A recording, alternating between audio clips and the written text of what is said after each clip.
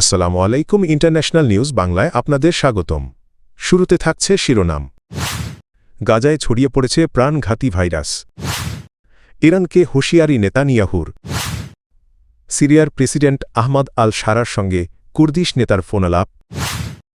Putin মোদিশাহবাজকে আমন্ত্রণ শান্তি পরিষদে। ইসরায়েলের বিরুদ্ধে কিয়ার স্টারমারের কাছে আবেদন। গাজায় দ্রুত ছড়িয়ে পড়ছে একটি ভয়াবহ শ্বাসতন্ত্রের ভাইরাস, যা ইতোমধ্যে প্রাণহানির কারণ হয়েছে। এতে করে যুদ্ধবিধ্বস্ত অঞ্চলটির ভঙ্গুর স্বাস্থ্য ব্যবস্থা আরও গভীর সংকটে পড়েছে। খবর জানিয়েছে টিআরটি ওয়ার্ল্ড। গাজা সিটির আল শিফা মেডিকেল কমপ্লেক্সের পরিচালক ডা.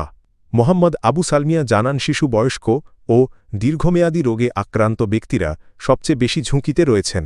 তিনি বলেন, গাজা বর্তমানে নজিরবিহীন এক স্বাস্থ্য বিপর্যয়ের মুখোমুখি। স্বাস্থ্য কর্মকর্তারা ধারণা করছেন ভাইরাসটি ফ্লু বা করোনা ভাইরাসের সঙ্গে সম্পর্কিত হতে পারে। অপুষ্টি, দীর্ঘমেয়াদী মানসিক চাপ এবং টিকাদানের ঘাটতির কারণে সব বয়সী মানুষের মধ্যেই সংক্রমণ দ্রুত ছড়িয়ে পড়ছে।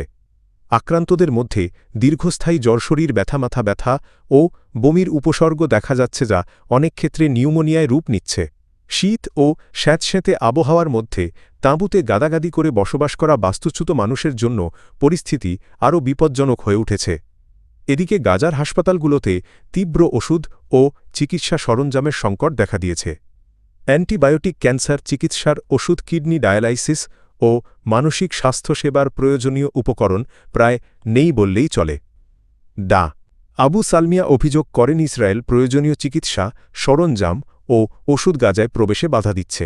তিনি আন্তর্জাতিক সম্প্রদায়ের প্রতি জরুরি ভিত্তিতে চিকিৎসা সহায়তা নিশ্চিত করার আহ্বান জানিয়েছেন। ফিলিস্তিনি স্বাস্থ্য কর্তৃপক্ষ বলছে, যুদ্ধবিরতির পরও ইসরায়েলি হামলায় হতাহত বাড়তে থাকায় গাজার স্বাস্থ্য ব্যবস্থা আরও দুর্বল হয়ে পড়ছে। ইসরায়েলের প্রধানমন্ত্রী বেনিয়ামিন নেতানিয়াহু ইরানকে কড়া হুঁশিয়ারি দিয়েছেন। তিনি বলেছেন, ইসরায়েলের ওপর কোনো হামলা হলে ইরানকে এমন কঠোর জবাব দেওয়া হবে যা তারা আগে কখনো দেখেনি। সোমবার ইসরায়েলি পার্লামেন্ট নেসেটে দেওয়া বক্তব্যে নেতানিয়াহু বলেন, ইসরায়েল স্বৈরতন্ত্রের পথে যাচ্ছে এমন অভিযোগ ভিত্তিহীন। তিনি বলেন, সমালোচকদের উচিত ইরানের অভ্যন্তরীণ পরিস্থিতির দিকে নজর দেওয়া। উল্লেখ্য, গত বছরের শেষ দিক থেকে ইরানে অর্থনৈতিক সংকটের জেরে ব্যাপক বিক্ষোভ শুরু হয়, যা পরে সরকার বিরোধী আন্দোলনের রূপ নেয়। মানবাধিকার সংগঠনগুলোর দাবি, এসব সহিংসতায় প্রায় ৪,০০০ মানুষের মৃত্যু হয়েছে, যদিও তথ্য যাচাই কঠিন বলে জানানো হয়েছে। ইরান সরকার এই অস্থিরতার জন্য যুক্তরাষ্ট্র ও ইসরায়েলকে দায়ী করছে। গাজা প্রসঙ্গে নেতানিয়াহু বলেন, যুক্তরাষ্ট্রের মধ্যস্থতায় প্রস্তাবিত গাজা পরিকল্পনার দ্বিতীয় ধাপে তুরস্ক বা কাতারের কোনো নিরাপত্তা বাহিনী সেখানে মোতায়েন থাকবে না। তবে গাজার ভবিষ্যৎ শাসন ব্যবস্থা তদারকির নির্বাহী বোর্ডে দেশ দুটি অন্তর্ভুক্ত থাকবে।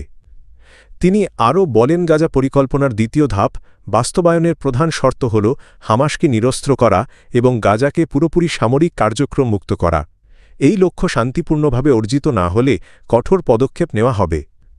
এর আগে যুক্তরাষ্ট্রের মধ্যপ্রাচ্য বিষয়ক দূত স্টিভ উইটকফ গাজা যুদ্ধ বন্ধে যুক্তরাষ্ট্র সমর্থিত উদ্যোগের দ্বিতীয় ধাপ শুরুর ঘোষণা দেন। ২০২৩ সালের ৭ই অক্টোবর থেকে শুরু হওয়া গাজা যুদ্ধে এখন পর্যন্ত ৭১,০০০-এর বেশি ফিলিস্তিনি নিহত এবং ১,৭১,০০০-এর বেশি মানুষ আহত হয়েছেন বলে জানিয়েছে সংশ্লিষ্ট কর্তৃপক্ষ। সিরিয়ার প্রেসিডেন্ট আহমদ আল শারা ইরাকি কুর্দিস্তান ডেমোক্র্যাটিক পার্টি কেডিপি-এর নেতা মাসুদ বারজানির সঙ্গে টেলিফোনে আলোচনা করেছেন। সিরিয়ার রাষ্ট্রীয় সংবাদ সংস্থা সানা জানিয়েছে, আলোচনায় সিরিয়ার সাম্প্রতিক রাজনৈতিক ও নিরাপত্তা পরিস্থিতি নিয়ে মতবিনিময় হয়। এ সময় মাসুদ বারজানি প্রেসিডেন্ট আল শারা জারি করা ২০২৬ সালের প্রেসিডেন্সিয়াল ডিক্রি নম্বর ১৩-এর প্রশংসা করেন। ডিক্রিটিতে সিরিয়ার কুর্দিদের অধিকার ও বিশেষ মর্যাদা নিশ্চিত করা হয়েছে। এতে কুর্দিদের সিরিয়ার জাতীয় পরিচয়ের অংশ হিসেবে স্বীকৃতি, কুর্দি ভাষাকে আরবির পাশাপাশি জাতীয় ভাষার মর্যাদা, ১৯৬২ সালের বৈষম্যমূলক আদমশুমারি আইন বাতিল এবং কুর্দি বংশোদ্ভূত সকল নাগরিককে নাগরিকত্ব দেওয়ার বিধান রাখা হয়েছে।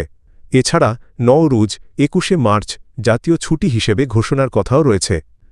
ফোনালাপে উভয় নেতা সিরিয়ার ঐক্য, সার্বভৌমত্ব ও স্থিতিশীলতা রক্ষার ওপর গুরুত্ব দেন। উত্তর সিরিয়ায় সরকারি বাহিনী ও সিরিয়ান ডেমোক্র্যাটিক ফোর্সেসের মধ্যে সাম্প্রতিক সংঘর্ষের প্রেক্ষাপটে এই আলোচনা বিশেষ তাৎপর্যপূর্ণ বলে মনে করা হচ্ছে। আল শারা সরকার কুর্দিসহ সব সম্প্রদায়কে অন্তর্ভুক্ত করে একটি ঐক্যবদ্ধ রাষ্ট্র গঠনের অঙ্গীকার পুনর্ব্যক্ত করেছে।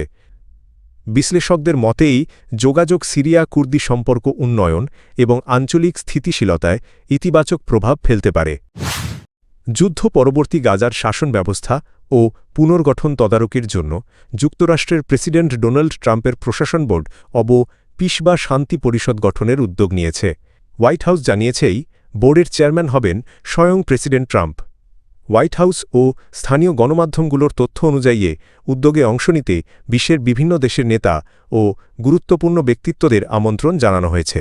আমন্ত্রিতদের মধ্যে রয়েছেন রাশিয়ার প্রেসিডেন্ট ভ্লাদিমির পুতিন, ভারতের প্রধানমন্ত্রী নরেন্দ্র মোদী এবং পাকিস্তানের প্রধানমন্ত্রী শাহবাজ শরীফ। বোর্ড অব পিস মূলত গাজার শাসন ব্যবস্থা শক্তিশালী করা, পুনর্গঠন, বিনিয়োগ আকর্ষণ, অর্থায়ন ও আঞ্চলিক সম্পর্ক উন্নয়নের ওপর কাজ করবে। বোর্ডের সদস্য হিসেবে থাকছেন মার্কিন পররাষ্ট্রমন্ত্রী মার্কো রুবিও, ট্রাম্পের বিশেষ দূত স্টিভ উইটকফ এবং জ্যারেড কুশনার। এছাড়া সাবেক ব্রিটিশ প্রধানমন্ত্রী টনি ব্লেয়ার, বিশ্বব্যাংকের প্রেসিডেন্ট অজয় বাঙ্গা ও কয়েকজন আন্তর্জাতিক ব্যবসায়ী ও কূটনীতিককেও যুক্ত করা হচ্ছে। এর পাশাপাশি গাজা পরিচালনার জন্য টেকনোক্র্যাটদের নিয়ে গঠিত হচ্ছে national committee for the administration of Gaza. এই কমিটি জনসেবা, পুনরুদ্ধার, নাগরিক প্রতিষ্ঠান পুনর্গঠন এবং গাজার দৈনন্দিন জীবন স্বাভাবিক করার দায়িত্ব পালন করবে। কমিটির প্রধান হিসেবে থাকছেন ফিলিস্তিনি কর্তৃপক্ষের সাবেক উপমন্ত্রী আলী সাদ। এছাড়া গাজা এক্সিকিউটিভ বোর্ড নামে আরেকটি পরামর্শমূলক পরিষদ গঠন করা হয়েছে। এতে যুক্ত হয়েছেন যুক্তরাষ্ট্র, ইউরোপ, মধ্যপ্রাচ্য ও জাতিসংঘের প্রতিনিধিরা। তুরস্ক, কাতার, মিশর, সংযুক্ত আরব আমিরাত সহ বিভিন্ন দেশের কূটনীতিক ও কর্মকর্তারা এতে অন্তর্ভুক্ত। গাজায় যুদ্ধবিরতি কার্যকর থাকলেও ইসরায়েলি সামরিক অভিযান অব্যাহত রয়েছে। এই প্রেক্ষাপটে ব্রিটিশ প্রধানমন্ত্রী কিয়ার স্টারমারের প্রতি ইসরায়েলের সঙ্গে সামরিক সম্পর্ক পুনর্বিবেচনার আহ্বান জানিয়েছেন যুক্তরাজ্যের সামরিক বাহিনীর 4 সাবেক ঊর্ধ্বতন কর্মকর্তা। তারা ইসরায়েলের কাছে অস্ত্র বিক্রি বন্ধ এবং সব ধরনের সামরিক সহযোগিতা স্থগিত করার দাবি জানিয়েছেন। আবেদনকারীরা হলেন অবসরপ্রাপ্ত brigadier John Deverell, lieutenant general Andrew Graham, major general Peter Currie এবং মেজর জেনারেল চার্লি হারবার্ট। সাবেক এই কর্মকর্তারা সতর্ক করে বলেন, গাজায় চলমান হামলার প্রেক্ষাপটে ইসরায়েলের সঙ্গে সামরিক সম্পর্ক বজায় রাখা যুক্তরাজ্যের নৈতিক ও আইনি অবস্থানকে প্রশ্নবিদ্ধ করতে পারে। এ দাবি এমন এক সময় এসেছে যখন ব্রিটিশ সেনাবাহিনী আগামী বছর ইসরায়েলি প্রতিরক্ষা প্রতিষ্ঠান এলবিট সিস্টেমসের যুক্তরাজ্য শাখার সঙ্গে প্রায় £2 বিলিয়ন মূল্যের একটি সামরিক প্রশিক্ষণ চুক্তি করতে যাচ্ছে। বিশ্লেষকদের মতেই আবেদন যুক্তরাজ্যের প্রতিরক্ষা নীতি ও ইসরায়েল সম্পর্কিত অবস্থান নিয়ে নতুন করে বিতর্ক সৃষ্টি করতে পারে।